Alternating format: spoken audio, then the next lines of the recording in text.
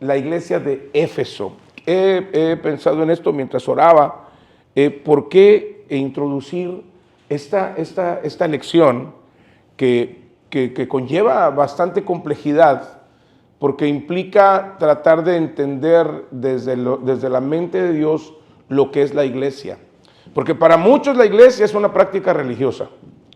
Para muchos la iglesia es nada, o sea, puedo o no prescindir. No, la iglesia es primero, iniciamos la clase sobre la iglesia diciendo que es una institución divina. O sea, no es establecida por un sistema político, por un sistema religioso, es instituida por Jesús mismo. Él es el que instituye la iglesia. La iglesia es un cuerpo y se administra con todos los sentidos, utilizando sus recursos como lo que es una empresa, la empresa más importante. Miren, qué tan empresarial es que tiene su visión, su misión y su comisión. Toda empresa que quiera funcionar de una manera adecuada tiene que tener esas tres cosas, ¿sí o no, Luis? Si no tienes esas tres cosas no va a funcionar. Tú tienes una empresa, no tienes una visión, no tienes una comisión, no tienes una misión. ¿Qué son la misión? Los pasos que vas a tomar para poder hacer que esa empresa crezca. ¿Cuál es la visión? ¿Qué es lo que quieres alcanzar? ¿Qué es lo que quieres lograr? ¿Cuál es la comisión? ¿Cómo vas a desarrollar ese servicio? Si vas a hacer una empresa de servicio. En ese caso, la iglesia tiene una visión. ¿Cuál es la visión? Traer al mundo a los pies de Cristo. Esa debe ser la visión. Y esa debería ser la visión de cada uno de los creyentes. Es como un equipo de fútbol. Si el equipo de fútbol no entiende cuál es la filosofía de su entrenador, cuál es su sistema de juego y cuál es lo que quiere lograr, no va a poder lograr un objetivo. Debe tener una visión, debe tener una comisión, debe saber cuál es su parte. La parte que tiene que hacer, la parte activa, cómo se va a comisionar esa situación, cómo vamos a desarrollar el servicio, cómo vamos a desarrollar lo que vamos a hacer, pero también una misión, ¿cuál es mi parte? Porque yo tengo una parte de lo que yo estoy haciendo. Y entonces tenemos en la Biblia desarrollados cuál es la misión, cuál es la visión de Dios. Y me seréis testigos en Jerusalén, en Samaria y hasta lo último de la tierra. ¿Cuál es la comisión? Ir y predicar el evangelio a toda criatura. ¿Cuál es la misión? Tú tienes que entender que esa es tu misión. Entonces, donde cada creyente establece en su cabeza eso mismo, entonces tenemos una iglesia productiva. Pero ahora viene el proceso. ¿Cómo nosotros llegamos a ser un grupo que atraiga a otras personas a que conozcan al Señor? ¿Cómo lo vamos a lograr? La clásica está en 2 Corintios 5:17. De modo que si alguno está en Cristo, nueva criatura es. Y ahí empezamos. Entonces, vamos a empezar un poquito con la iglesia de Éfeso. ¿Por qué empiezo con la iglesia de Éfeso? Porque ahí está. Si usted quiere estudiar acerca de la iglesia, usted debe de estudiar el libro de los Efesios. Les dije, lean la carta a los Efesios. Son solamente 6 capítulos. Nada más 6 capítulos. Usted se sienta y en 10 minutos lo lee. Si usted sabe leer, más o menos. Si sabe leer más o menos, a lo mejor 15 minutos. 20 minutos máximo. Usted puede leer los 6 capítulos en 15 a 20 minutos. Te lo digo porque pues yo lo hago. Sí, pastor, pero usted lee muy rápido. Sí, pero aún así, yo le puedo asegurar que la persona más lenta puede verla en 15, 20 minutos nomás. Todo el libro, no estoy hablando de un capítulo, todo el libro. Son solamente 6, a ver, no estoy echándole mentiras. Efesios, es que a lo mejor estoy equivocado, puede ser que esté equivocado.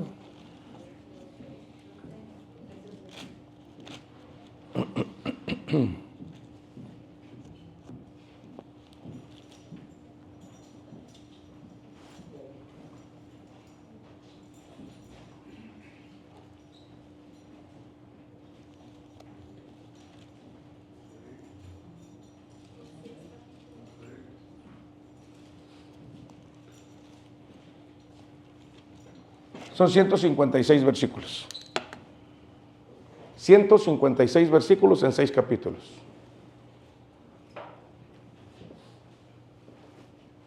Y ahí nos dice la epístola a los Efesios, nos dice en cada capítulo nos va dando un cariz, lo que es la iglesia, una institución bendecida, es el misterio que se había estado oculto, nos dice cómo es que llegamos a la salvación, cómo es que fuimos reconciliados, cómo se inicia, porque es en esta carta donde se inicia el ministerio hacia los gentiles. El capítulo 4 habla de la necesidad de vivir una vida en Cristo para poder estar unidos los unos con los otros como iglesia y que andemos como hijos de luz. Y para eso tenemos que entender que estamos en una batalla espiritual. Ya resumí todos los 6 capítulos del libro de los Efesios. ¿Cómo se logra eso? Léala. Son solo 156 versículos. Usted se tarda más viendo una novela, que son 1 hora. Se tarda más viendo una película, que dura 1 hora y media, 1 hora 45 minutos. Se tarda más viendo un partido de fútbol, que dura, pues ahorita ya no dura 90 minutos, ahorita ya dura, pues los que quiere el árbitro, ¿no?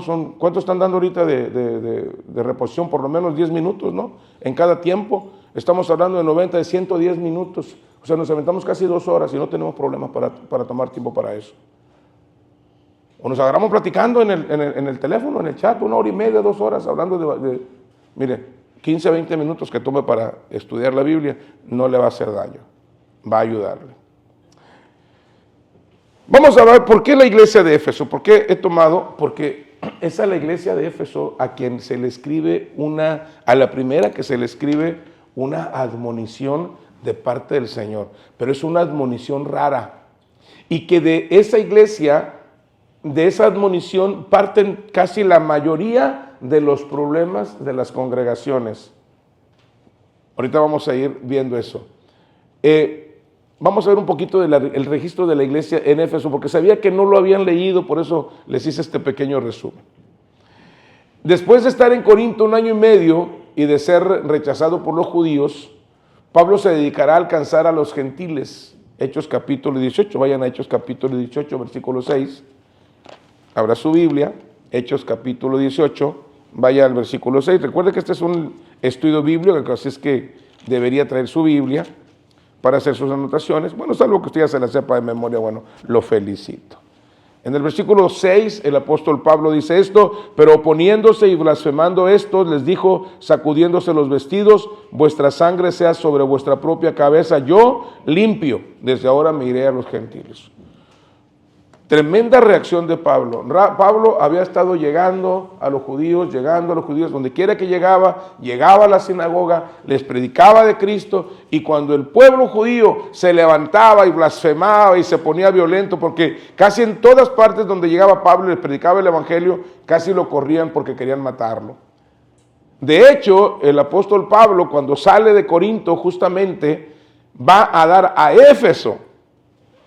Después de esto, cuando él ya dice, bueno, ahora me voy a los gentiles, ya que ustedes no quieren, bueno, esto es lo que significa cuando Jesús dice, no echéis lo santo a los cerdos.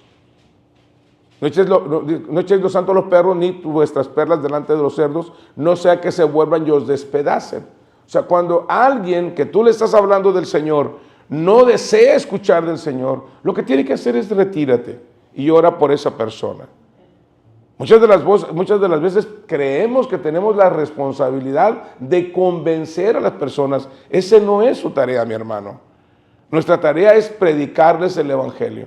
Y cuando ellos muestran una aversión, una actitud de aversión al Señor, lo que hacemos, nos retiramos y oramos por ellos. No son enemigos, simplemente oramos para que Dios les abra el entendimiento. Esto es lo que hace el apóstol Pablo. El apóstol Pablo les predicaba, cuando ya no querían, entonces lo que hacía es retraerse. Luego tenemos aquí que se inicia el ministerio de Apolos, el cual sería corregido por Priscila y Aquila, en ese orden. Puse esta nota porque en el capítulo 18 se nos habla de un predicador muy efectivo, con una homilética extraordinaria. Dice que él era muy, ¿cómo dice la Biblia? Él era muy, vaya al capítulo número 18. Hechos capítulo 18.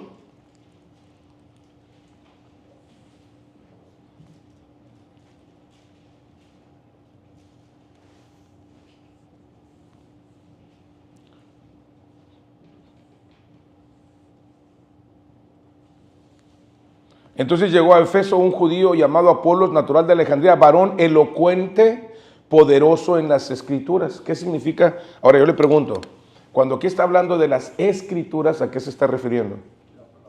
Sí, no, espérese, pero ¿a cuál?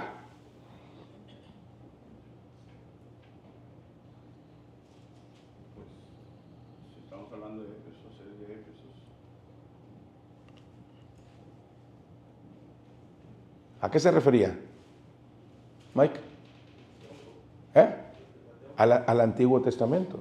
Acuérdense que en este momento todavía no tenemos las escrituras del Nuevo Testamento.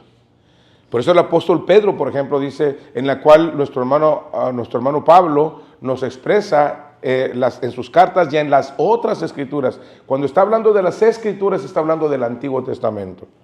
Entonces, y ahora, ¿qué era este Apolos? Él era un judío que había adoptado la idea del evangelio, pero que no la tenía completamente. De hecho, predicaba el bautismo del arrepentimiento de Juan, no el bautismo de la redención de Cristo. Aquí hay una gran diferencia que vamos a ver esta mañana. Entonces, aquí tenemos el ministerio de Apolos, el cual era elocuente, era poderoso en las escrituras, conocía el Antiguo Testamento, pero no tenía claro todavía cuál era el evangelio, cuál era la verdad del evangelio. Todavía acuérdese que hasta el capítulo 15 del libro de los Hechos, los judíos no consideraban a los gentiles como aquellos que tuvieran acceso a la presencia de Dios.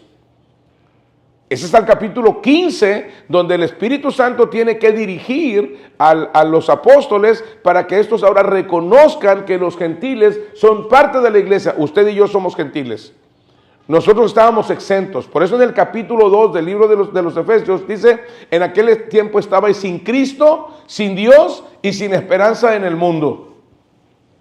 El creyente tiene el privilegio de ser un hijo de Dios porque Él envió a su Hijo a morir por nosotros. Ahora usted puede venir al Señor reconociendo su pecado, arrepentido y decirle, Señor, sálvame, transfórmame, cámbiame, y Él lo hará. Porque eso es el Evangelio. El Evangelio es una buena nueva, una buena noticia. Pero en los tiempos primitivos, los judíos pensaban que eso no estaba para los gentiles.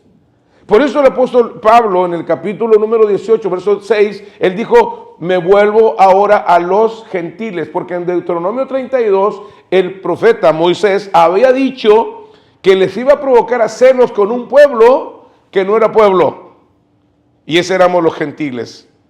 Usted y yo no merecíamos ninguna oportunidad. Hoy tenemos el privilegio de poder venir a los pies de Cristo. Pero antes no teníamos ese privilegio. No tendríamos esa bendición. Nosotros estábamos condenados por nuestro pecado al infierno. Ese era lo que merecíamos. Pero de repente alguien vino, nos habló de Cristo. El Espíritu Santo te convenció, te guió al arrepentimiento, te señaló hacia la cruz y tú pusiste tu confianza en lo que Cristo hizo por ti en la cruz del Calvario. Y cuando tú pones esa confianza en Él, obviamente tus pecados son perdonados. ¿Y qué pasa con tu vida? Tu vida tiene que ser diferente, tiene que cambiar. Vas a entrar en un proceso de transformación en la cual empiezas a tomar la palabra, empiezas a entenderla, a intercambiar los conceptos que tenías de antes, a meter los conceptos bíblicos y ahora entender desde la perspectiva de Dios. Antes pensábamos que todo lo arreglábamos a mentadas de madre y a golpes y a pleito con los demás. Ahora entendemos que no. Antes decíamos el que no tranza no avanza. Ahora no lo hacemos así. Ahora queremos hacer las cosas por la derecha, como decimos. Antes pensábamos que tomando y drogándonos resolvíamos nuestros problemas. Y ahora nos damos cuenta de que no es cierto. Y aparte nunca fue efectivo. Porque después que se nos pasaba la borrachera o se nos pasaba el efecto de las drogas, los problemas seguían estando ahí y peores. Cuando pensamos que siendo más religiosos podríamos obtener entonces resultados. Y intentamos religiosidad y tampoco funcionó. Es el Espíritu Santo el que tiene que convencer, es el que fortalece, es el que nos hace crecer y es el que nos hace cambiar. Apolo no entendía eso y entonces Priscila, juntamente con aquel, y puse ese orden con todo, porque así está presentado en el libro de los Hechos. Voy a decir algo ahorita que nos va a dejar mal parados a los varones, pero ¿sabían ustedes que las personas más espirituales en la Biblia siempre fueron mujeres?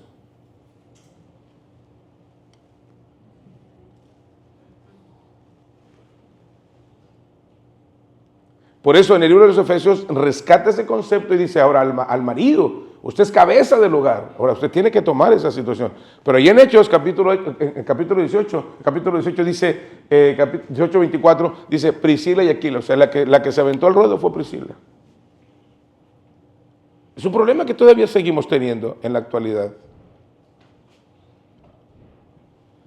Y ahorita vamos a ver cómo el Señor va a ir ordenando algunas cosas. Número 3, en el capítulo 19 se nos proporcionan algunos detalles que también vamos a detenernos en ellos. Número 1, el capítulo 19, versículo 1 al 7, capítulo 19, versículo 1 al 7, dice, aconteció que entre tanto que Apolos estaba en Corinto, Pablo después, ¿dónde estaba Apolos? En Corinto. Él se quedó en Corinto. Después de ser corregido, después de ser redireccionado por Priscila y Aquila, él se queda en Corinto. Pablo estaba en Atenas. Pablo, después de recorrerlo las regiones superiores, vino a Éfeso, y hallando a ciertos discípulos les dijo, ¿recibisteis el Espíritu Santo? Dijeron, ni siquiera hemos oído si hay Espíritu Santo. Ahora, aquí viene una concepción muy equivocada. ¿Recuerdan ustedes que los gentiles, juntamente con los samaritanos, no eran reconocidos como parte de la iglesia? Bueno, aquí en el capítulo número 19, del 1 al 7, hay una réplica de lo que pasó con Pedro en Jerusalén en Hechos capítulo 2. Y luego se vuelve a repetir en los samaritanos. O sea, lo mismo que pasó en Hechos capítulo 2. ¿Qué pasó en Hechos 2? Vino el Espíritu Santo y hablaron en otros idiomas. Le ocurre ahora a los gentiles en Hechos capítulo 18, diciendo la gracia viene, ahora ya no hay judío, luego ya viene Gálatas, ya no hay judío, ni gentil, bárbaro, ni escita, sino uno en Cristo. Somos inmersos en Jesús. Por eso es que cuando estoy hablando de la iglesia, tomo la iglesia de Éfeso como el primer prototipo de lo que debe de ser una iglesia, porque ahorita vamos a ver por qué. Número 2, se inicia el ministerio de los gentiles, capítulo 19, versículo 10, Hechos capítulo 19, verso 10, dice, así continuó por espacio de 2 años, de manera que todos los que habitaban en Asia, note esto, judíos y griegos, oyeron la palabra del Señor. Es como un renacer de lo que es el efecto apostólico. Número 3, el entorno social, político y religioso es extremo. Vamos capítulo 19, vamos al verso 11. Vean lo que va a pasar aquí. Se puso buena la discusión el martes en la reunión de varones. Los que no vinieron se la perdieron, te la perdiste, me estuvo buena. De repente estábamos hablando de demonios. ¿Tú estuviste, Fermino? Sí. De repente estábamos hablando de demonios. Y nos compartía el hermano Mike, cuando tuvo su tiempo, decía que en el Antiguo Testamento, y era de ahí partió la pregunta, en el Antiguo Testamento, Moisés tenía una vara, ¿recuerdan eso? Le dio una vara. Y cuando llega con Faraón, le dice, oye, déjanos ir, dijo, ¿y qué señal me das? Y avienta la vara, ¿y qué pasa con la vara? Se convierte en una serpiente. Pero ¿qué hacen los magos de Faraón? Hacen lo mismo, avientan la vara y ¿qué pasa con las varas? También se convierte. Pero ¿qué ocurre? ¿Qué pasa? Que la serpiente de Moisés se traga a todas las serpientes de los otros. Entonces ahí llegamos a la conclusión de que hay prodigios mentirosos. Hay milagros y hay prodigios mentirosos. El diablo engaña a la gente. Hoy tenemos prácticas como el culto a la muerte, no sé por qué le llaman santa. A ver si no me mata, ¿verdad? Pues obviamente todo nos va a matar, la muerte. Qué insolencia. O sea, está establecido los hombres que mueran una sola vez y después. Eso no es más que una metodología satánica, hechicera. ¿Por qué? Porque ahora tienes que adorar a esa cosa y si no, te va a perseguir. Es como cuando dicen, te vas a jalar las patas del muerto. O sea, no pasa nada. Hechicería. Esa es parte de hechicería. Eso no es nada nuevo. El ser humano siempre ha buscado lo místico, lo esotérico, siempre está buscando eso.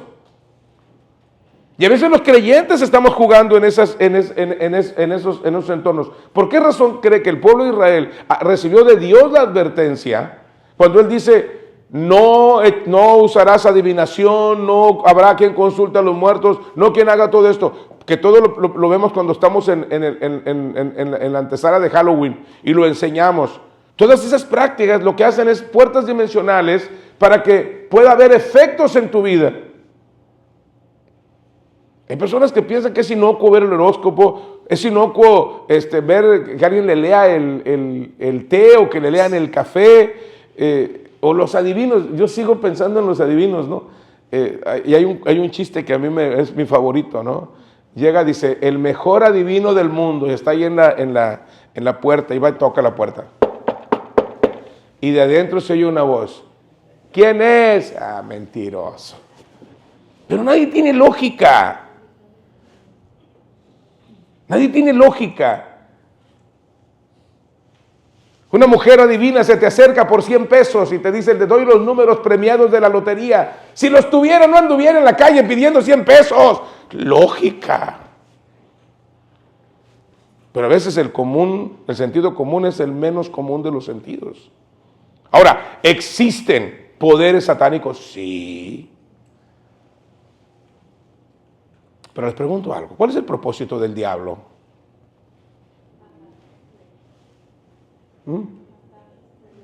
No. ¿Cuál es el propósito del diablo?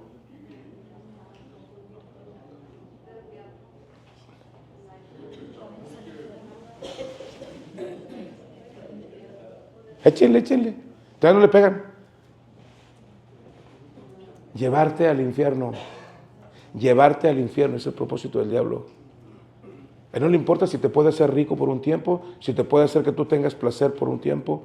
A él no le importa lo que él quiere, que al final llevarte al infierno es lo que quiere.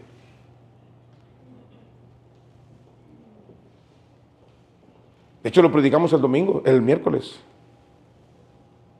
Lo predicamos el miércoles.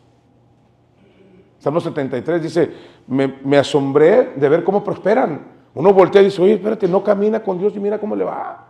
Le va con ganas. Mira, tiene dinero, y no buscan a Dios. O sea, el diablo es así. ¿Qué le dijo a Jesús?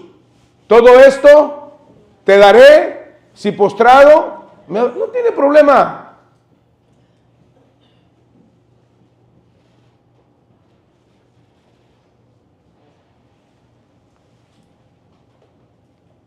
Ahora, ¿cuál era el entorno en que se encontraban? Vayan al capítulo 19. Versículo 11 dice, y hacía Dios milagros extraordinarios por mano de Pablo, de tal manera que aún se llevaban a los enfermos los paños o delantales de su cuerpo y las enfermedades iban de ellos y los espíritus malos salían. Pero mire versículo 13. Ojo. Dios está haciendo prodigios y maravillas a través de ¿quién? De Pablo. ¿Por qué? Porque se está iniciando el ministerio en los gentiles, lo mismo que estaba en Hechos capítulo 2 con los judíos. ¿Ya entendimos? Ahora, mire el versículo número 13. Pero algunos de los judíos, exorcistas ambulantes, ¿qué eran eso? Jesús, recuerda cuando Jesús dijo, ustedes dicen que yo por Beelzebú echo fuera los demonios, ¿y en nombre de quién echan ustedes sus demonios? Era el diablo echando fuera al diablo. Y aquí vienen los hermanitos de la caridad, ¿no? Hermano, es que hay magia blanca y magia negra.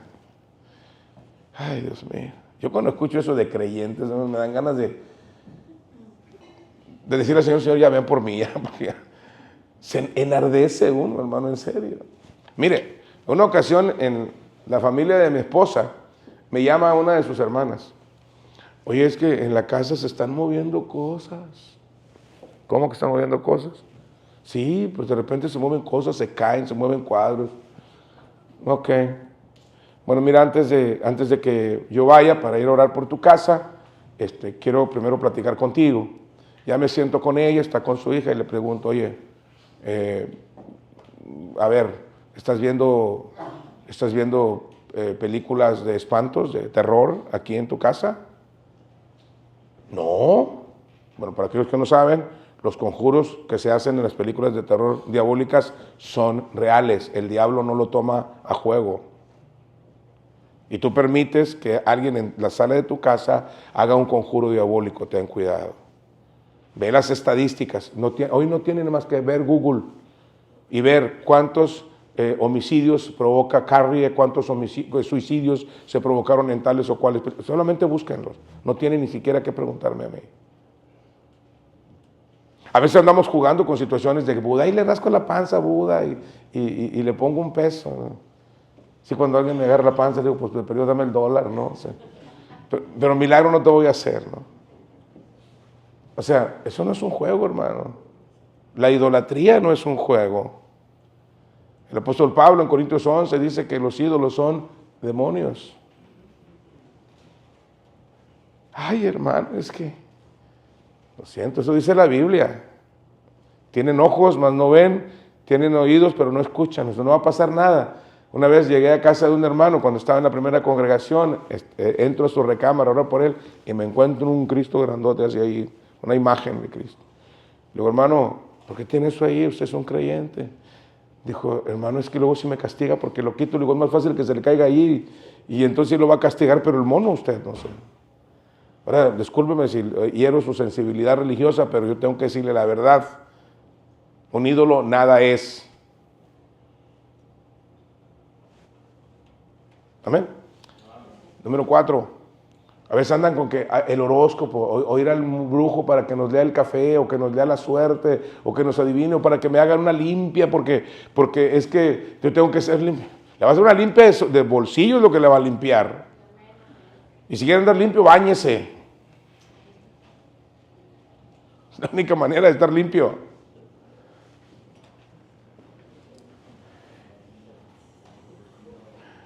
Pastor, le van a echar todas las que me echen lo que les dé la gana. Yo estoy protegido por la sangre preciosa de Jesús y tengo el Espíritu Santo en mí.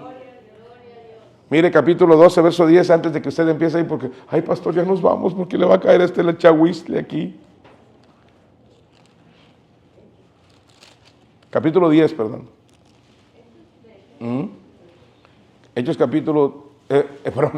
Lucas capítulo 10. Lucas, ya corregí. Capítulo 10, versículo 17. ¿Lo tiene? Mucha gente piensa que esto es solamente para los pastores, que esto es solamente para los apóstoles. No, señores, esto es para la iglesia, esto es para el pueblo de Dios. El día que entendamos cuál es nuestra posición como hijos de Dios, nuestra vida va a cambiar, nuestra visión de la vida va a cambiar, los propósitos de nuestra vida van a cambiar, los intereses de nuestro corazón van a cambiar el día que entendamos quiénes somos. Un creyente es un hijo de Dios y es una fuente de bendición. Porque el que cree en mí, de su interior correrán ríos de agua viva que son para vida eterna. Tú eres una fuente en la cual Dios va a usar esa gracia, ese poder. Pero no solamente eso. Y esto, si usted tiene la duda, vaya y pregúntele a su brujo favorito. Y pregúntele, oiga, Señor, ¿le podemos mandar una curva ahí a uno de los diáconos o a alguno de los maestros o a alguno de los cristianos? Y vea lo que le va a decir. Con esa gente no nos metemos. Aquí está el ejemplo, aquí está la razón. Capítulo número 10, versículo 17.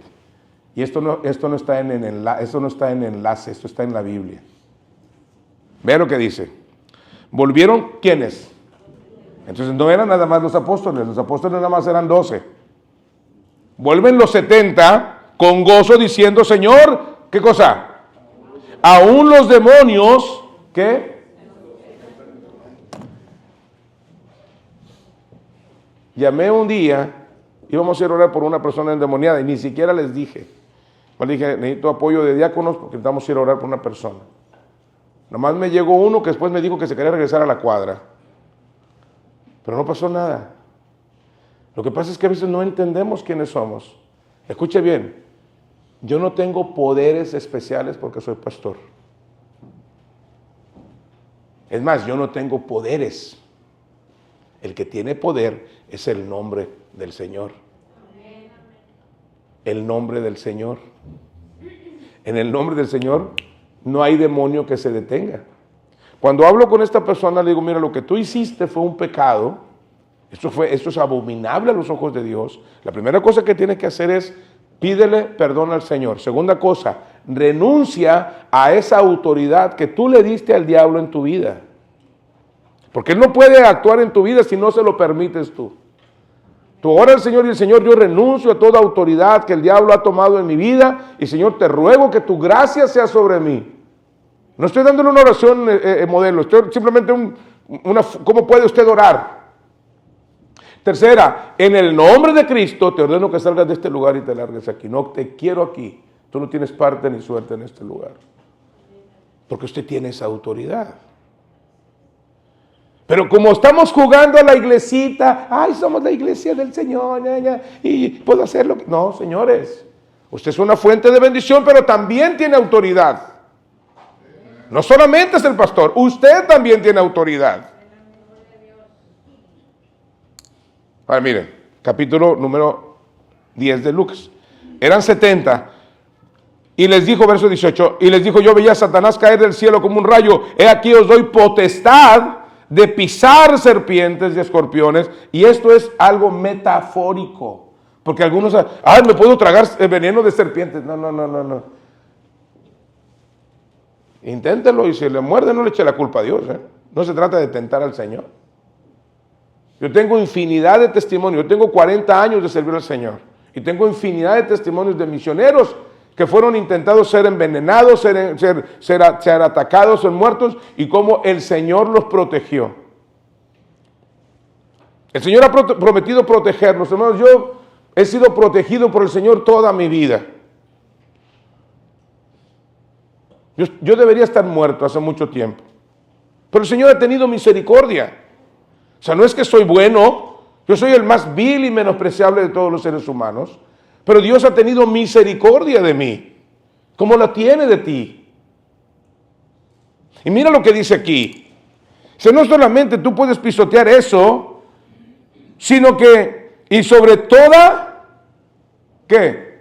Verso 19, y sobre toda fuerza ¿de quién? Del enemigo, y nada os dañará. Pero mira lo que dice. Por eso les dije, el diablo tiene un solo propósito. El diablo sabe que es un enemigo vencido. El único que no lo cree es tú.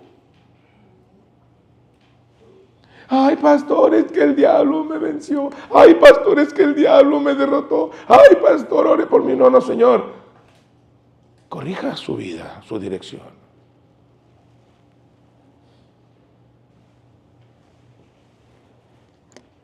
¿Ah?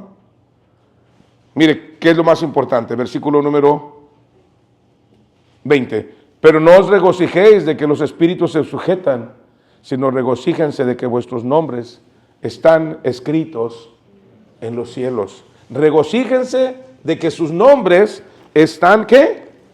Escritos en los cielos. Lo más importante es que tu nombre se encuentra escrito en el cielo. Vas a vivir y vas a pensar que tú eres del Señor, y cuando menos acuerdes te suelta la mano y ahora ya no hay nada que hacer contigo, vas al infierno con Él. Porque muchos preguntan, oiga pastor, pero es que fulanito se salió del Señor y mire, le va hasta mejor. Y algunos están diciendo con eso, yo quisiera andar allá. Bueno, ándele pues, dele.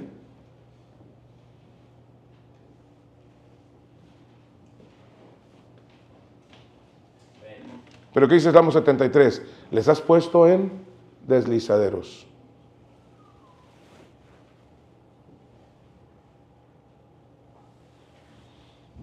Hola. ¿Ok?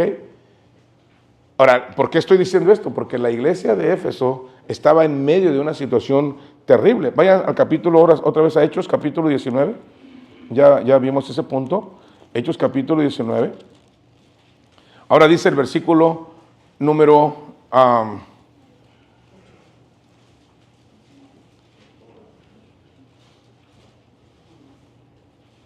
12. Dice, y hacía Dios milagros extraordinarios por mano de Pablo, de tal manera que aún se llevaban a los enfermos los paños o delantales de su cuerpo, y las enfermedades iban de ellos y los espíritus malos salían. Verso 13. Pero algunos de los judíos exorcistas ambulantes, tenían hasta sus concesiones, intentaron invocar, ¿qué cosa?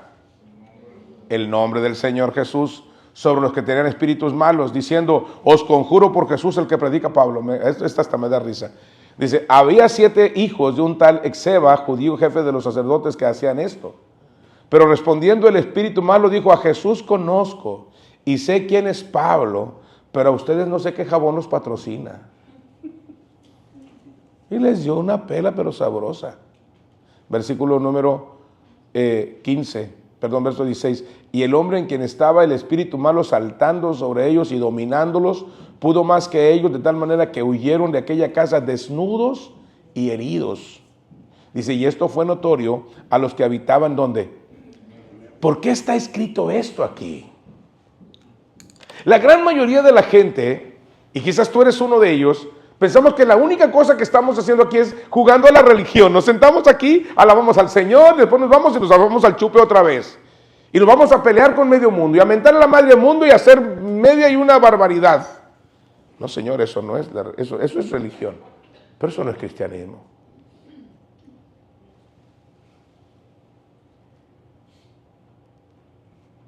Está engañado. ¿Cuál era el entorno social de la iglesia de Éfeso? Éfeso era una ciudad rica e importante que competía en ventajas por tener el puerto principal de las rutas asiáticas con Alejandría y Antioquía, referentes del conocimiento, la política y las religiones de su tiempo. Era una ciudad que tenía como culto principal, ojo con esto, a la diosa Diana, que es la misma diosa Astarte, Acera, Astarot, Diana de los Efesios, y el emperador, religión política y política ensambladas. Ahí fundó Pablo la iglesia madre de Asia, fue dirigida por 3 años por Pablo, y después por Timoteo, y finalmente por el apóstol Juan. Miren, aquí tenemos las 3 etapas de la iglesia de Éfeso. Ojo, le estoy poniendo todo este contexto histórico por lo que voy a enseñar en Apocalipsis capítulo 2. Y la pregunta que voy a dejar es, ¿cuál fue el grave pecado de la iglesia de Éfeso? ¿Dónde empezó la debacle del cristianismo mencionado en el libro del Apocalipsis?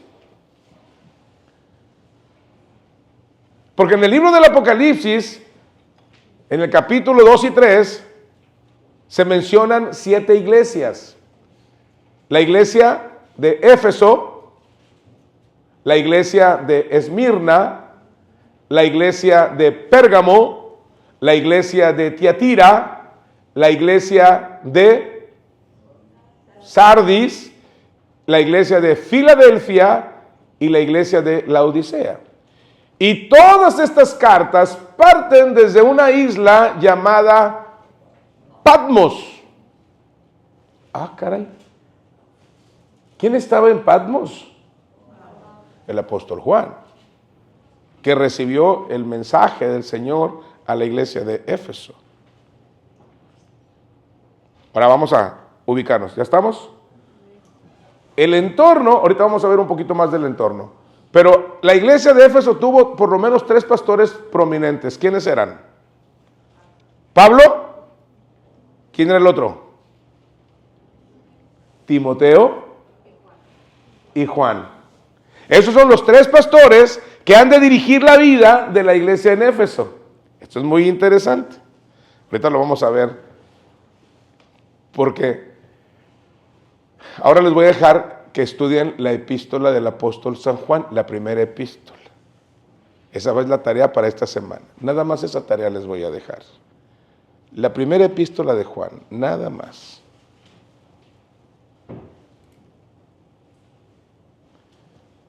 Ya con este contexto, ¿dónde era pastor Juan? ¿Dónde era pastor Juan? En Éfeso.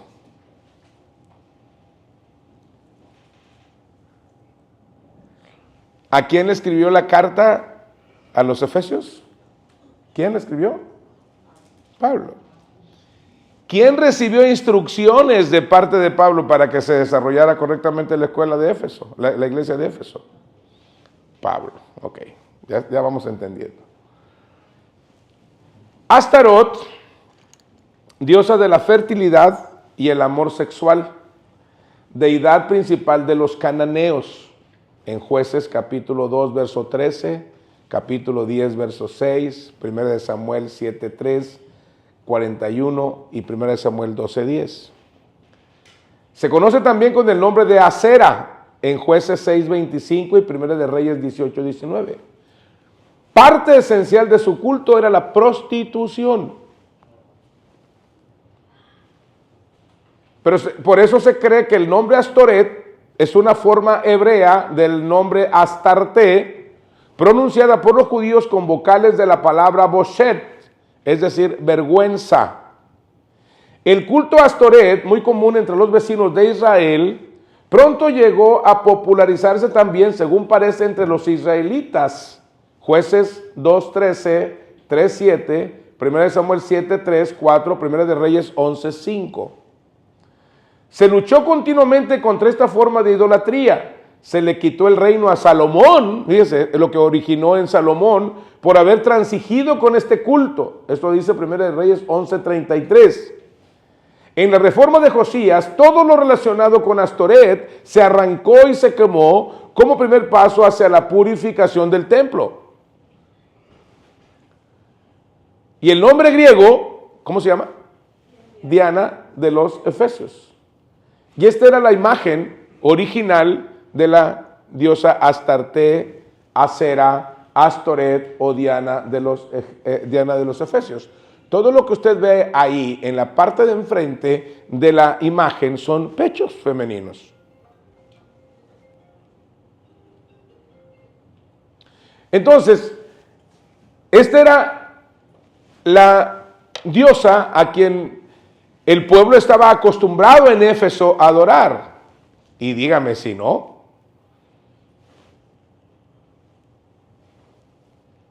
Esta es la diosa Diana de los Efesios. Esta es la traducción o esta es la interpretación que hacían los griegos acerca de Diana de los Efesios. Usted ha visto esa imagen en algunas partes, ¿no? Una mujer muy bella. Dice, en Diana, vayan a Hechos capítulo 19, el verso 35. Dice, entonces el escribano, cuando versículo 34, pero cuando le conocieron que era judío y todos a una vez gritaron casi por 2 horas, ¿cuánto tiempo?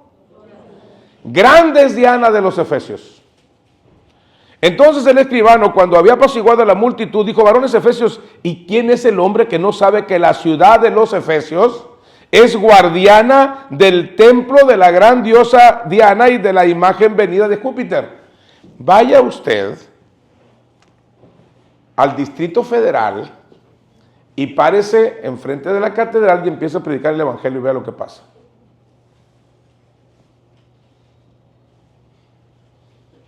Vaya y enseñe que María no es la madre de Dios y vea lo que pasa.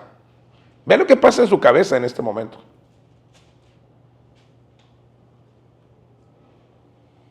Aunque nuestra lógica no nos hace, aunque nuestra lógica debería estar funcionando. Si Dios tuvo madre, tiene principio, y si tiene principio no es eterno. Porque todo lo que tiene principio tiene fin.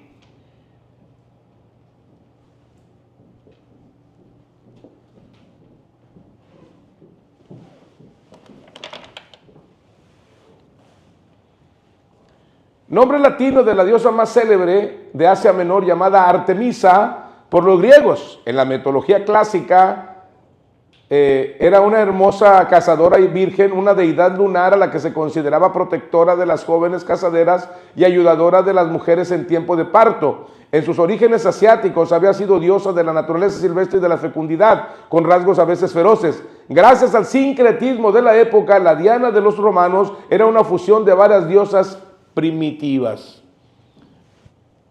Miren el templo, que era el templo que tenía en Éfeso. De hecho, este templo es conocido como una de las 7 maravillas del mundo. Este templo estaba justamente ubicado, se había originado justamente en Éfeso. Y tenía 1000 sacerdotisas. ¿Y sabe cuál era la profesión de esas sacerdotisas? Eran prostitutas. Entonces, todo lo que era inmoralidad, sexualidad y todo lo que tenía, ahí estaba. No solamente eso, sino que la idolatría que generaba esta adoración había dado mucho dinero. Había dado mucho dinero a la gente. Vayan a Hechos capítulo 19. Hechos capítulo 19. Versículo 23. ¿Lo tiene?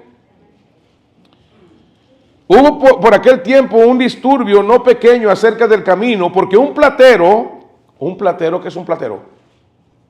Una persona que trabaja con plata. No es un banquero, no es un que trabaja con plata. Llamado Demetrio, ándale, ya apareciste tú aquí. Que hacía de plata templecillos de ¿qué? Daba no poca ganancia a los artífices. Ya se empieza a mezclar el aspecto religioso con el aspecto económico. Y cuando se afecta el aspecto económico también es el aspecto político. Ojo. A los cuales reunidas con los obreros del mismo oficio, dijo: varones, sabéis que de este oficio obtenemos nuestra riqueza. Pero veis y oís que este Pablo, no solamente en Éfeso, sino en que casi toda Asia ha apartado a muchas gentes con persuasión, diciendo que no son dioses los que se hacen con las manos. Ya ve que no somos los únicos.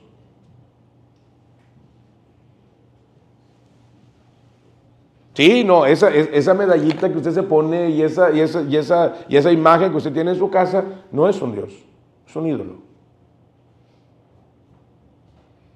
Y a lo mejor le duele escuchar esa verdad, pero es la realidad, es la verdad de la palabra. Mantengan ahí su dedo, vamos en Hechos 19, versículo 27, y quiero que vaya a Isaías, el Antiguo Testamento. Vaya a Isaías, por favor.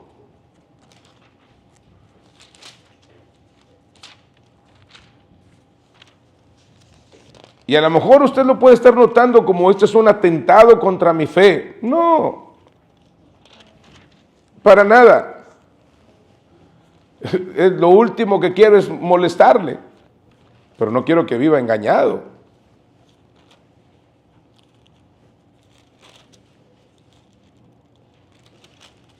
Capítulo 44. ¿Qué son las imágenes? Ahora, fíjese bien, para los que quieran ubicarse en tiempo y espacio. Isaías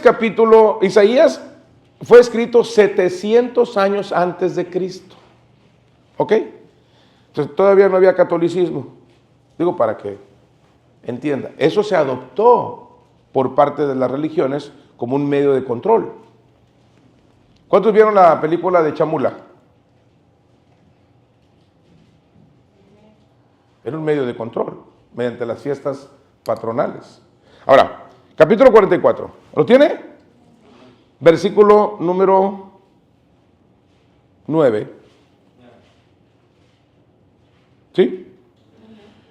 Los formadores de imágenes de talla son ídolos, son figuras, Todos ellos son vanidad, y lo más precioso de ellos para nada es útil. Y ellos mismos son testigos para su confusión de que los ídolos no ven ni entienden. ¿Quién formó un Dios o quién fundió una imagen que para nada es de provecho? He aquí que todos los suyos serán avergonzados, porque los artífices mismos son hombres. Yo era un pequeño de 5 años, iba en el tren con mi abuela una profunda católica, la casa estaba tapizada de imágenes religiosas, y cuando yo miro 40 o 20 o 40, no sé cuántas eran, yo estaba muy niño, no sabía contar, yo vi un montón del mismo. Yo tuve la ocurrencia en la ignorancia de mi niñez, le digo a mi abuela, oye abuela, ¿y cuál de todos es el bueno? Pues yo veo un montón del mismo, y para saber cuál es el bueno. La respuesta de mi abuela fue un cachetadón que me enderezó todas las neuronas. Pero cuando me pega, yo me enojo y le digo, bueno, ¿por qué me pegas? Además, ¿por qué le va a ayudar si él lo hizo? Yo era un niño de 5 años. Cosa que a veces los padres, los adultos no quieren comprender. ¿Cómo está que él lo hizo y él lo va a ayudar y le está pidiendo que le ayude porque es más poderoso que él si él lo hizo? Yo creo en él porque él me hizo a mí. Yo nunca podré hacerlo a él.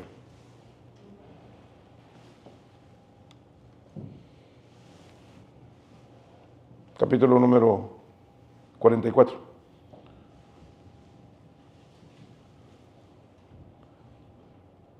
El herrero, versículo 11.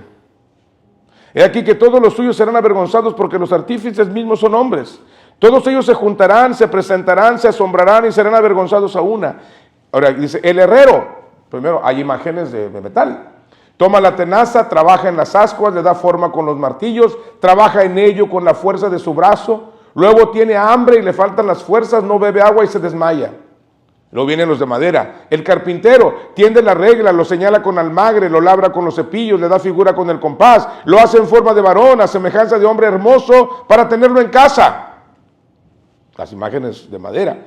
Corta cedros y toma ciprés y encina que crecen entre los árboles del bosque, planta pino que se críe con la lluvia. De él se sirve luego el hombre para quemar y toma de ellos para calentarse. Enciende también el horno, cuece panes, hace además un dios y lo adora. Fabrica un ídolo y se arrodilla delante de él. ¿Qué hace? Fabrica un ídolo y se arrodilla delante de él. Parte del leño quema en el fuego, con parte de él come carne, prepara un asado y se sacia. Después se calienta y dice, oh, me he calentado, he visto el fuego. Y hace del sobrante un dios, un ídolo suyo. Se postra delante de él, lo adora y le ruega diciendo, líbrame, porque mi Dios eres tú. No saben ni entienden, porque cerrados están sus ojos para no ver y su corazón para no entender. No discurre para consigo, no tiene sentido ni entendimiento para decir, parte de esto quemé en el fuego y sobre sus brasas cocí pan, hacé carne y la comí. ¿Haré del resto de qué? ¿Una abominación? Me postraré delante de un tronco de árbol, de ceniza se alimenta su corazón, de engañado le desvía, para que no ¿qué? ¿Cuál es el propósito? Para que no libre su alma, ni diga no es pura mentira lo que tengo en mi mano derecha. ¿Cuál es el propósito? Que no libre su alma.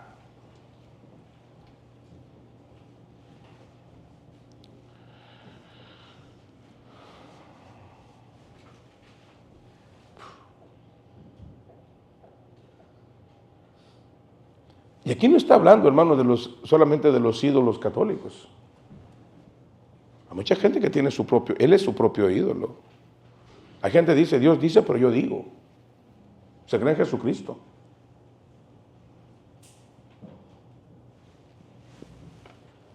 Estamos hablando de la iglesia en medio de un entorno totalmente adverso. Ese era el entorno en el que se encontraba Pablo y la iglesia de Éfeso. El templo de Diana es una de las 7 maravillas del mundo. Hasta el día de hoy es reconocida como tal. Y ahí está, fue real. ¿Cuáles eran las características de los efesios? estamos para irnos. Es una de las 7 congregaciones mencionadas en el libro del Apocalipsis. Vamos a Apocalipsis capítulo 2.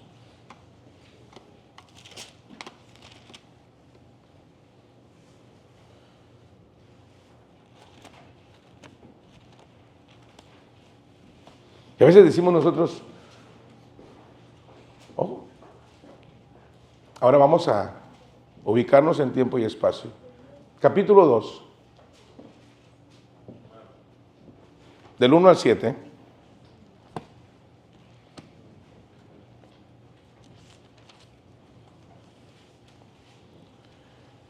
Escribe al ángel de la iglesia en Éfeso, el que tiene las 7 estrellas en su diestra. El que anda en medio de los 7 candeleros de oro dice esto: yo conozco tus obras y tu arduo trabajo y paciencia, y que no puedes soportar a los malos, y has probado a los que se dicen ser apóstoles y no lo son, y los has hallado mentirosos, y has sufrido y has tenido paciencia y has trabajado arduamente por amor de mi nombre y no has desmayado, pero tengo contra ti que has dejado tu primer amor. Recuerda por tanto de dónde has caído y arrepiéntete y haz las primeras obras, pues si no, vendré pronto a ti y quitaré tu candelero de su lugar si no te hubieres arrepentido. Pero tienes esto, que aborreces las obras de los nicolaítas, los cuales yo también aborrezco. El que tiene oído, oiga lo que el Espíritu dice a las iglesias. Al que venciere le daré a comer el árbol de la vida, el cual está en medio del paraíso. Vamos a la interpretación de este pasaje. Si usted va en el capítulo número 1,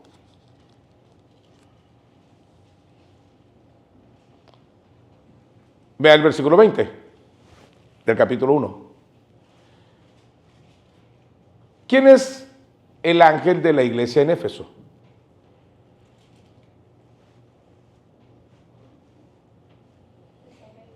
¿Vale?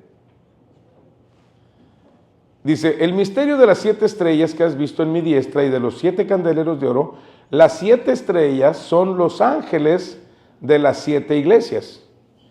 Y los 7 candeleros que has visto son las 7 iglesias. Déjeme explicarle un poquito. Un ángel es un mensajero. ¿Quién es el mensajero de la iglesia? Los pastores. Esos son los pastores. Es el trabajo de nosotros. Ahí soy un ángel. No se emocione, no. Es que siempre nos imaginamos a los ángeles con alas y salen. Y una espadota, ¿no? La palabra ángel significa mensajero. Ahora, Apocalipsis dice en el capítulo 1, verso 20, interpreta y dice, las 7 candeleros son las 7 iglesias.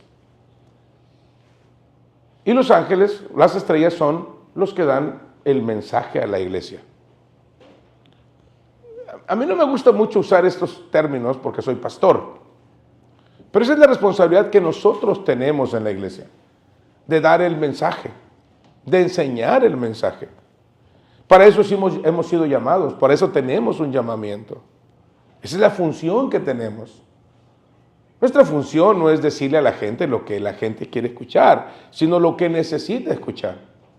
Tampoco nuestra función es decir lo que nosotros queremos, es lo que dice la palabra. Así es que la autoridad que tenemos no es más que la autoridad que tenemos a través de la palabra. Amén.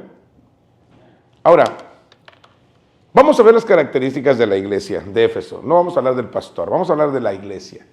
Primero dice que es una iglesia con obras. Mire lo que dice Apocalipsis 2. Dice, el que tiene las 7 estrellas en su diestra. Ahora, ¿quién está en la diestra de Dios? Bueno, el pastor está en la diestra de Dios.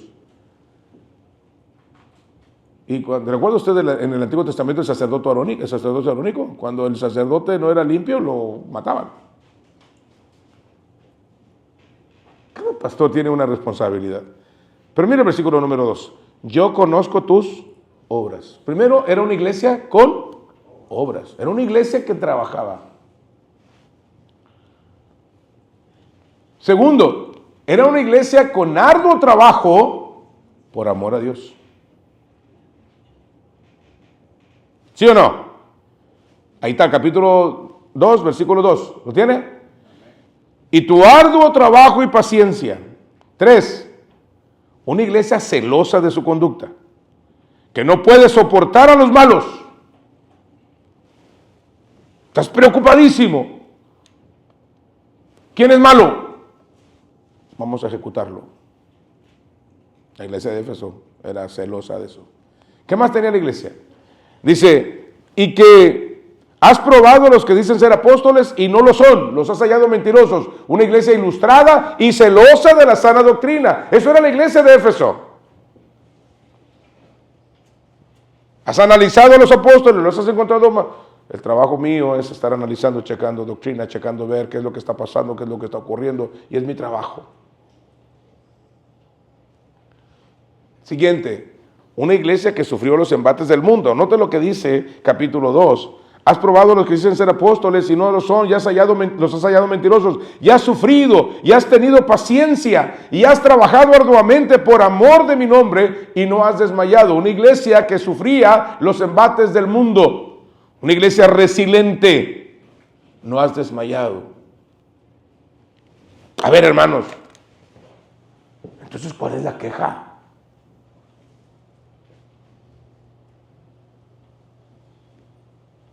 ¿No les parece la iglesia perfecta?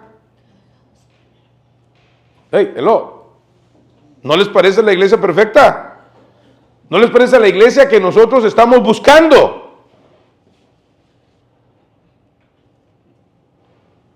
¿Dónde está el problema? ¿A qué se refiere el versículo 4?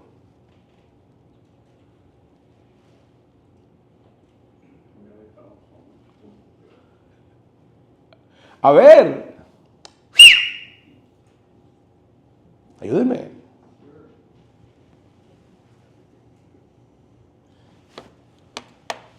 ¿Qué dice el verso 4? A ver, pero explíquenmelo.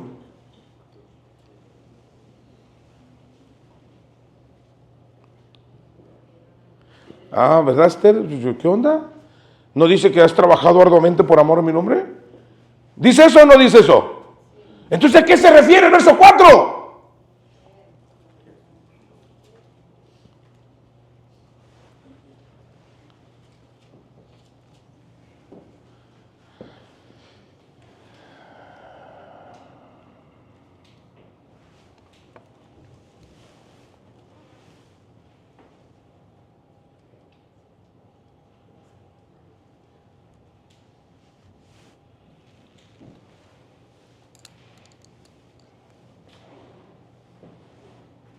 La iglesia de Éfeso había sido un ejemplo de amor cristiano.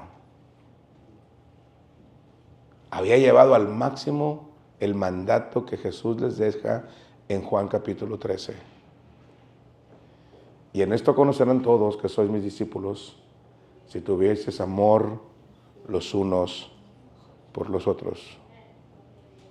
Ahora, ¿a qué se está refiriendo este pasaje? ¿A qué se está refiriendo? Esto lo vamos a encontrar. Vamos a ver un poquito el amor de lo que era la iglesia. Hechos 19, 10 al 20, 30, 31, lo acabamos de ver, por eso lo veíamos, Efesios 1, 15. Pero ahora quiero que vayamos, ¿cuál era la gran falta de los creyentes efesios? El primer pastor, que era Pablo, dejó las instrucciones precisas dadas por el Espíritu Santo en la carta a los Efesios. Si usted va a la carta a los Efesios, yo por eso le digo que la estudiara, pero pues usted dijo que no la necesitaba, porque usted ya se conoce la Biblia de memoria, así es que usted no necesita que un pobre loco predicador que le está insistiendo que haga eso. ¿Por qué razón va usted a perder su valioso tiempo en leer 156 versículos, 6 capítulos de la Biblia? ¿Por qué perderse usted una novela, una película, un partido de fútbol para ver algo tan tonto como 6 capítulos de la Biblia? Simple y sencillamente porque usted es un hijo de Dios. Y porque usted pudiera estar recibiendo de parte del Señor esta misma admonición de parte del Espíritu Santo. no de parte de su pastor, de parte del Espíritu Santo. Y aunque le duela, y aunque le moleste, y aunque le incomode, para eso está el pastor aquí.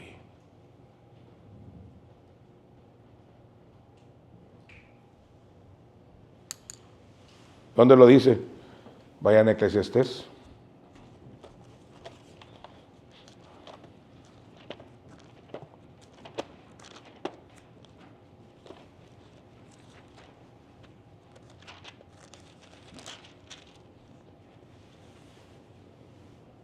Versículo 11. Capítulo 12. Versículo 11. ¿Lo tiene?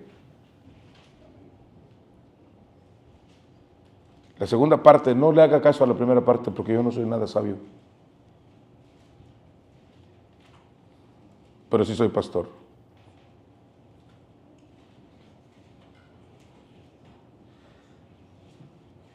Y como clavos hincados son las de los maestros de las congregaciones dadas por un pastor. Ese es mi trabajo.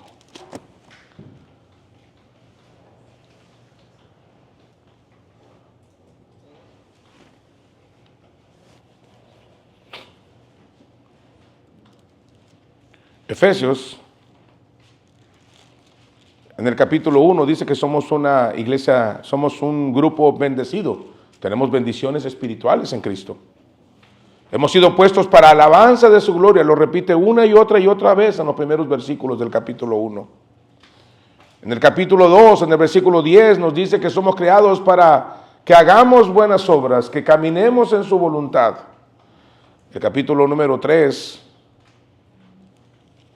dice que la primera cosa, la primera responsabilidad que tenemos como hijos de Dios es llegar a comprender la altura del amor de Cristo.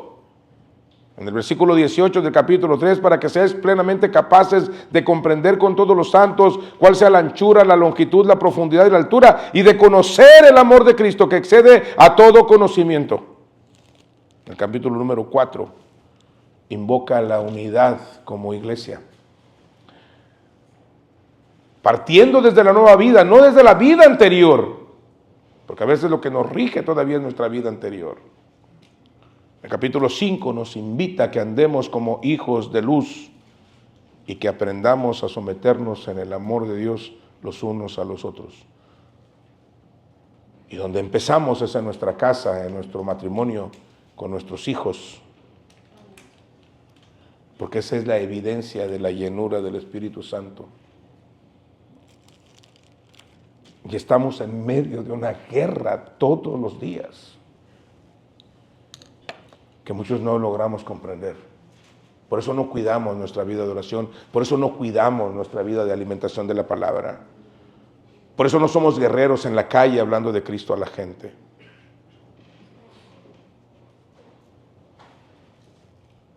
Y pensamos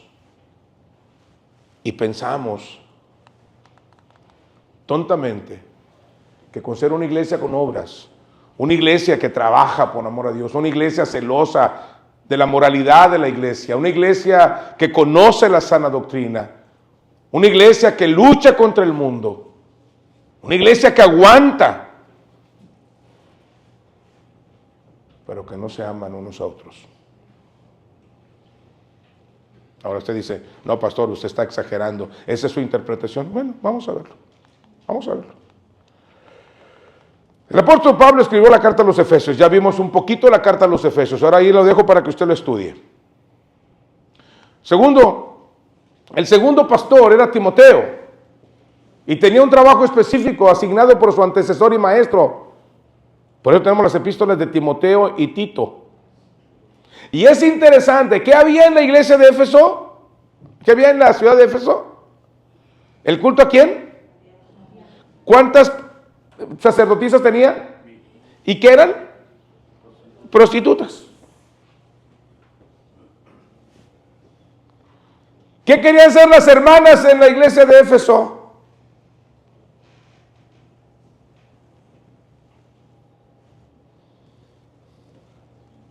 ¿Aló? ¿Qué querían ser las hermanas en la iglesia de Éfeso? ¿Mande? Pastoras.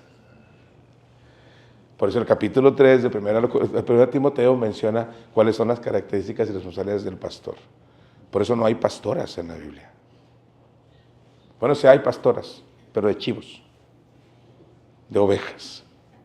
Sí, porque nunca sale cada ignorante de la palabra. Pastor, en la Biblia Rebeca era una pastora, sí, pero de ovejas. Cómprese su hato de ovejas, unas 3 y dese gusto. Porque en la Biblia no existen las pastoras. Lo siento. No es falta de capacidad, hay mujeres muy capaces, pero pastor, hay 2 cosas que usted como mujer no puede cumplir.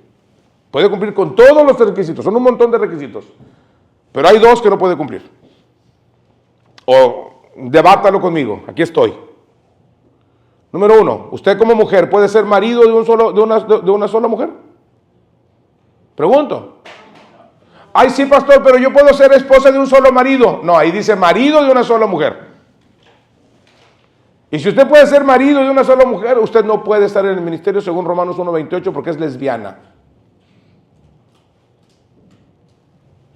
Número 2, dice que gobierne bien su casa. ¿Quién gobierna en su casa? ¿Usted o su marido?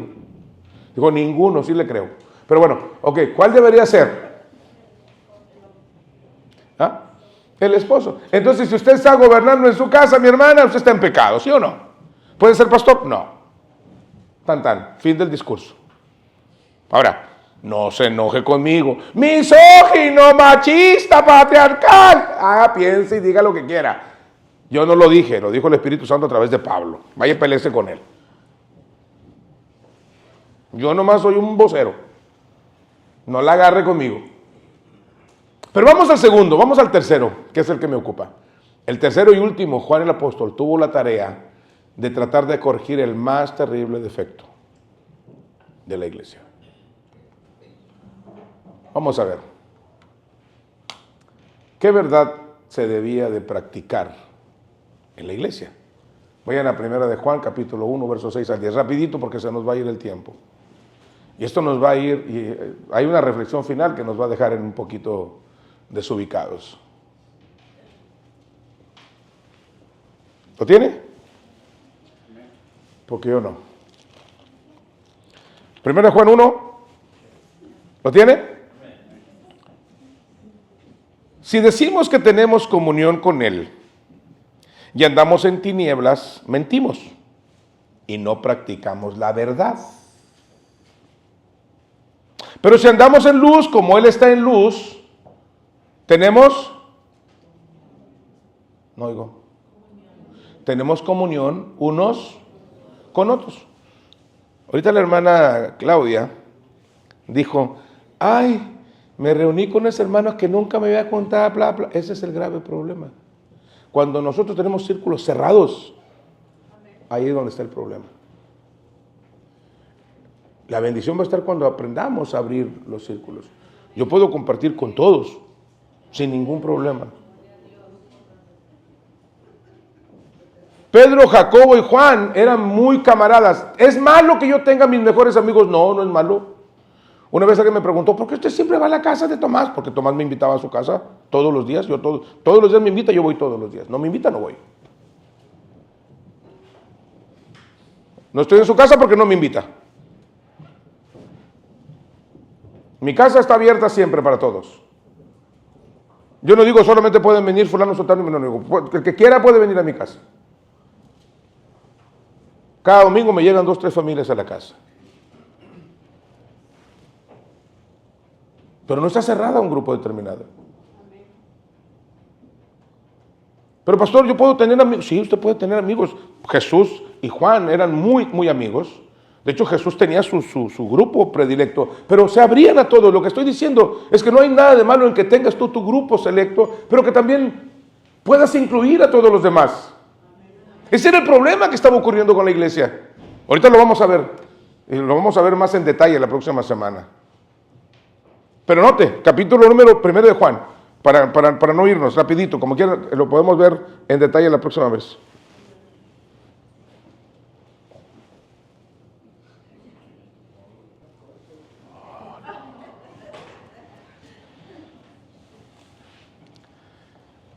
Ojo lo que dice, no voy a leerlo y lo estudiamos bien a fondo la próxima semana. Pero si andamos en luz como Él está en luz, tenemos comunión unos con otros y la sangre de Jesucristo su Hijo nos limpia de todo pecado. ¿Qué dice la oración modelo? Y perdónanos nuestras ofensas como nosotros también perdonamos a los que nos ofenden. Si tú no has perdonado a un hermano, Dios no te perdona a ti y no te escucha. Si decimos que no tenemos pecado, nos engañamos a nosotros mismos y la verdad no está en nosotros. O sea, estamos mentirosos. Si confesamos nuestros pecados, si reconocemos nuestros pecados, y Él es fiel y justo para perdonar nuestros pecados y limpiarnos de toda maldad. Si decimos que no hemos pecado, le hacemos a Él mentiroso y su palabra no está en nosotros. Esto es el capítulo 1. Pero vayamos al siguiente. Entonces, ¿qué verdad debía de practicar? La comunión unos con otros, el amor unos con otros. Segundo, capítulo 2, verso 7. Verso 4 dice, el que dice yo le conozco y no guarda sus mandamientos, el tal es mentiroso y la verdad no está en él. Pero el que guarda su palabra, en este verdaderamente el amor de Dios se ha perfeccionado, por esto sabemos que está en él, que estamos en él.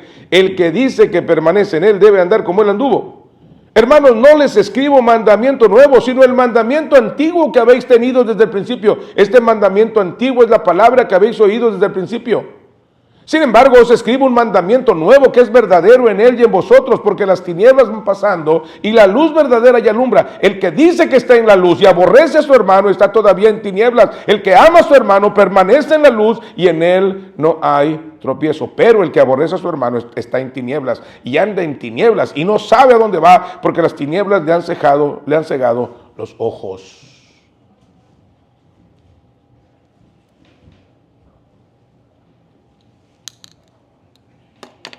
Y ahí lo dejamos de inicio, ¿no? Solamente le cierro el círculo. El pecado de la iglesia de Éfeso fue que el pecado de la iglesia de Éfeso es que se habían preocupado tanto por atacar el error, se habían preocupado tanto por señalar las faltas, que se habían olvidado del más importante de los mandamientos que Jesús nos dejó, el amarse unos a otros, porque el amor cubre multitud de defectos. Dios nos conoce tal y como somos. A Él no le es absolutamente extraño nada de lo que somos, hacemos o decimos. Y Él nos sigue amando. A veces nos deja llevar las consecuencias de nuestras decisiones, pero el amor, pero la iglesia se había convertido ya en un punto donde solamente estaban juzgándose los unos a los otros y habían dejado el amor. Yo dije el miércoles, la iglesia es la única institución que regresa a darle el tiro de gracia a sus heridos.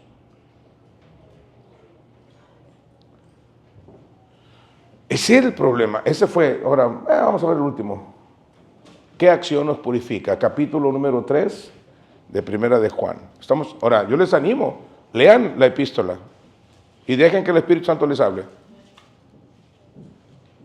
Porque a mí me llamó la atención, o les pregunto, ¿les llamó la atención a ustedes lo que estaba diciendo la iglesia de Éfeso? Muchos decíamos, es que dejó su primer amor, es que dejó de hacer No, dice que estaba haciendo el trabajo por amor y lo hacía para Él. El problema no era eso, el problema no era que estaba con Dios, sino que decían que amaban a Dios, pero no podían amarse entre ellos. Tú piensas que tú estás sirviendo a Dios, sirves a Dios y dices, con eso es suficiente. Dice, no, mijo, usted tiene que amar a su hermano. No es solamente servir, no es solamente hacer algo. Y esto fue lo que empezó a destruir la iglesia de Éfeso. Mire capítulo número 3, versículo 3. Vamos a ir rapidito. Amados, ahora, verso 2. Ahora, amados, ahora somos hijos de Dios y aún no se ha manifestado lo que hemos de ser, pero sabemos que cuando Él se manifieste seremos semejantes a Él porque le veremos tal como Él es. Y todo aquel que tiene esta esperanza en Él se purifica a sí mismo, así como Él es puro. Y todo aquel que comete pecado infringe también la ley, pues el pecado es infracción de la ley. Y sabéis que Él apareció para quitar vuestros pecados y no hay pecado en Él. Todo aquel que permanece en él no peca, todo aquel que peca no le ha visto ni le ha conocido. Hijitos, nadie os engañe, el que hace justicia es justo como él es justo. El que practica el pecado es del diablo, porque el diablo peca desde el principio. Para esto apareció el Hijo de Dios, para deshacer las obras del diablo. Todo aquel que es nacido de Dios no practica el pecado, porque la simiente de Dios permanece en él. Y no puede pecar porque es nacido de Dios. En esto se manifiestan los hijos de Dios y los hijos del diablo. Todo aquel que no hace justicia y que no ama a su hermano no es de Dios. Porque este es el mensaje que habéis oído desde el principio, que nos amemos unos a otros. Verso 15. Todo aquel que aborrece a su hermano es homicida, y sabéis que ningún homicida tiene vida eterna permanente en él. En esto hemos conocido el amor, en que él puso su vida por nosotros. También nosotros debemos poner nuestras vidas por los hermanos. Quien está dispuesto a poner su vida, no solamente ve los errores. Yo creo que demuestro el amor a cada uno de ustedes. Y cuando se equivoca, yo me siento con usted y le digo, hey, la estás regando. No es por ahí, bro.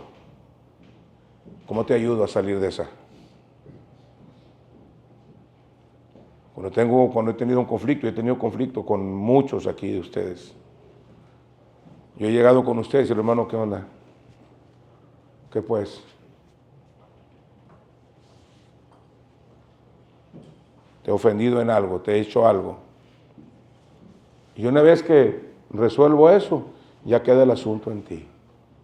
Dice Pablo, en cuanto dependa de vosotros, estad en paz con todos los hombres. Hermanos, esto es lo que destruye una vida espiritual. Esto es lo que pasó con la iglesia de Éfeso. Estamos hablando de la doctrina de la iglesia. Ahora vayan, arrodíllense, estudien el capítulo, la epístola de Juan, estudien la carta a los Efesios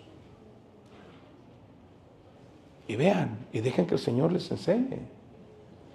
Porque a veces pensamos que solamente es activismo religioso. No. El pecado de la iglesia de Éfeso fue que empezaron a preocuparse tanto por la santidad y las cosas de la iglesia, de la religión, que dejaron de amarse entre ellos. Que no nos pase eso a nosotros como iglesia. Dios nos ha ido bendiciendo, Dios está guardándonos, pero no dejemos que el diablo, recuerde, el diablo la única cosa que quiere es llevarte al infierno, es todo lo que quiere. Él no quiere bendecirte. Oiga, pastor, pero es que fulano anda fuera y mire, le va mejor. ¿Crees que eso es lo mejor? Adelante, brother. Recuerda que no es el principio del negocio el bueno, es el fin del negocio. Dios nos prometió que nos iba a dar cosas, recursos extraordinarios. Nos dijo que íbamos a tener todo lo que necesitamos y hasta el día de hoy yo no creo que ninguno hay aquí que Dios no haya bendecido. Basta ver el estacionamiento. Hace algunos años nomás había 2 carros, vayan a ver afuera. Ya ponemos un lote y ahorita los secuestramos a todos ustedes y hacemos un buen lote ahí de dinero, ¿no?